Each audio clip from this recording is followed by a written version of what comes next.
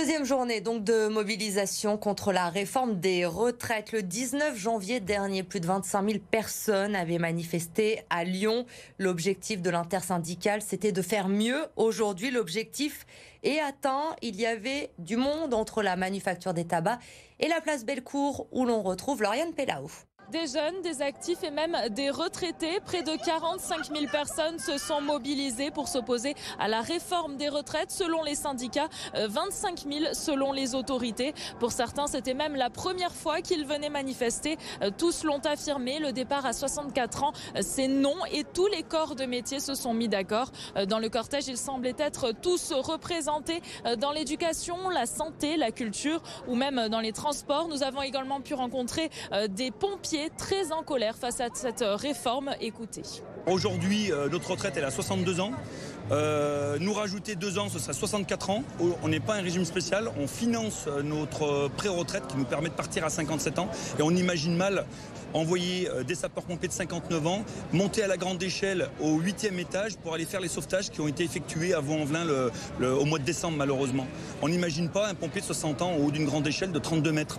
Parmi les revendications des syndicats, un départ à la retraite avancé à 60 ans, une pension de 2 000 € au niveau d'un SMIC ou encore la prise en compte des années d'études. Ils l'ont affirmé, ils ne lâcheront rien et renouvelleront le mouvement autant qu'il le faudra jusqu'à ce qu'il soit entendu. Alors la manifestation lyonnaise s'est globalement déroulée dans le calme cet après-midi. À noter tout de même quelques débordements lors de l'arrivée place Bellecour. 3 individus sont montés sur le toit de l'Office du tourisme. Un drapeau français et un drapeau européen ont été brûlés.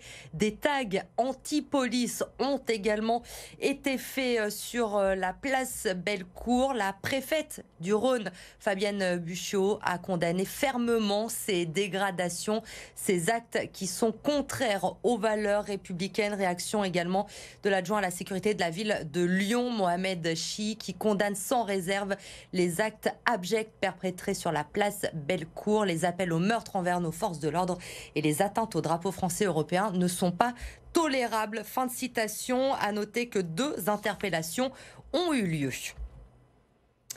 Et dans le cortège cet après-midi à Lyon, beaucoup de représentants des salariés de la raffinerie de Feyzin, 80% de grévistes aujourd'hui selon les syndicats qui ne comptent pas lâcher le mouvement. Ils l'ont assuré. Écoutez Julien Joannico, délégué syndical FO, au micro d'Amélie Duchamp. Nous, on est ouvert à la discussion, on a envie de discuter. Je pense qu'on pourrait sortir par la grande porte en se mettant tous autour d'une table.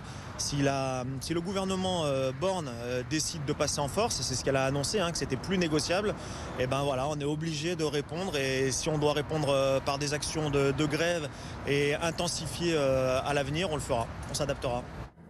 Mobilisation forte dans la rue, donc aujourd'hui à Lyon, et de nombreuses actions tout au long de la journée, notamment ce matin dans la métropole lyonnaise. Ça a commencé sur le périph' nord. Des gilets jaunes et des antifas se sont retrouvés pour une opération péage gratuit entre 7h30 et 8h ce matin. La circulation a été bloquée en direction de Genève. La dispersion s'est déroulée dans le calme. Du côté des étudiants, Sciences Po Lyon a été bloquée ce matin. Mobilisation importante également à des lycéens, comme par exemple au lycée Saint-Exupéry de la Croix-Rousse. Les élèves qui étaient mobilisés ce matin ont appelé les lycéens à rejoindre massivement la manifestation du jour. Et nos reporters dans la manifestation sur place cet après-midi l'ont constaté. Énormément de jeunes et d'étudiants sont venus défiler, s'opposer à cette réforme de retraite. Guillemard Rosy, notre journaliste, était aux côtés justement d'une de ces lycéennes. Et je suis avec Célia, 17 ans, qui est lycéenne dans un établissement tout proche, dans le 1er arrondissement. Célia, qu'est-ce que tu es venue faire dans cette manifestation aujourd'hui ? Je suis venue pour lutter pour mes droits, les droits de ma famille, les droits de tous les enfants qui vont venir au monde, les droits des tout-petits qui demain vont crever au boulot. Je suis venue pour lutter pour les droits des parents qui vont partir à la retraite à 67 ans ou qui vont crever au boulot. Je suis là pour plus de droits, pour les droits de l'humain, pour moins d'inégalités et contre Macron. Est-ce que tu avais l'habitude de manifester comme ça ? J'ai toujours été très engagée politiquement, mais ça c'est une de mes premières manifs depuis un moment et je pense que c'est très important. Il faut vraiment qu'on soit tous unis et qu'on vienne tous dans la rue. C'est notre seul moyen d'expression contre l'autorité qui nous est infligée. Qu'est-ce que tu reproches à cette réforme des retraites exactement ? elle est injuste déjà envers les femmes, envers les ouvriers. Je veux juste que les gens aient des années de bonheur à vivre où ils ne sont pas au boulot. Le boulot n'est pas la joie, le boulot n'est pas le bonheur. Et tout le monde a droit à une retraite, une vraie retraite, à un temps de repos. C'est pas parce qu'on vit plus qu'on doit travailler plus et nos vies valent plus que leurs profits. Et j'ai pas non plus envie de crever au putain de boulot, d'accord ? Merci beaucoup Célia, merci. Merci à vous. Les jeunes mobilisés, mais aussi les seniors, avec cette réforme des retraites. Il faudra travailler plus, jusqu'à 64 ans, alors que seulement 35% des plus de 60 ans ont un emploi aujourd'hui en France. Une plateforme créée par un Lyonnais a décidé justement de se spécialiser il y a 4 ans dans l'emploi des seniors en les mettant en relation avec les entreprises. Jade Terlinck. Chaque jour, depuis 1 an et demi, c'est son rituel. Benoît, 59 ans, se connecte sur son ordinateur à la recherche d'un emploi de commercial après son licenciement en 2021. J'ai postulé sur Hello Work et Indeed au moins à plus de 80 annonces en peu de temps, là, sur 2-3 mois. Et j'ai eu que des réponses ou négatives ou pas de réponse du tout. Une situation qui pèse au quotidien sur le moral de Benoît. Il a choisi de ne pas mentionner son âge sur son CV car selon lui, c'est un frein pour les employeurs. Ils ne veulent pas un peu investir dans une personne qui risque de partir dans 4 ans, dans 3 ans. Les seniors sont sûrement les mieux placés pour transmettre et apporter dans beaucoup de secteurs ce qu'ils ont appris. Des seniors dans cette situation, Jean-Emmanuel Roux envoie des milliers dans la région. Son site met en relation des candidats de plus de 50 ans avec des employeurs qui recherchent des salariés expérimentés.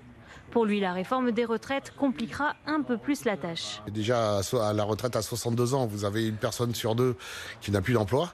Donc si on recule l'âge de la retraite, le premier point à mettre en priorité, c'est d'abord de garder en emploi des seniors et de recruter également les seniors qui n'ont plus d'emploi.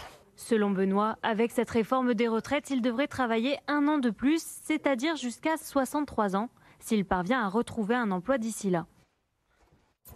Un mot de sport également ce soir avec la 21e journée de Ligue 1 au programme demain soir pour l'OL qui reçoit Brest au Groupama Stadium. Les hommes de Laurent Blanc espèrent enfin lancer une série en championnat après la victoire à Ajaccio dimanche.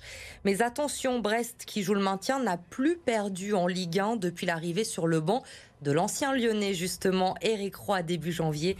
Écoutez Laurent Blanc au micro d'Édouard G. Globalement, il n'y a pas de grande différence. Donc on l'a joué il y a 1 mois. Après, chaque match est différent. Certainement que le nouvel entraîneur a dû amener un nouveau discours, une nouvelle vision, une nouvelle forme de travail. Donc voilà, nous, on doit se préparer, on doit se concentrer sur nous-mêmes. Être content d'aller au Groupama Stadium, quelle que soit l'ambiance. Voilà, qu'on soit content d'aller au Groupama Stadium, de préparer le match et de gagner ce match-là. Voilà ce qu'il faut faire.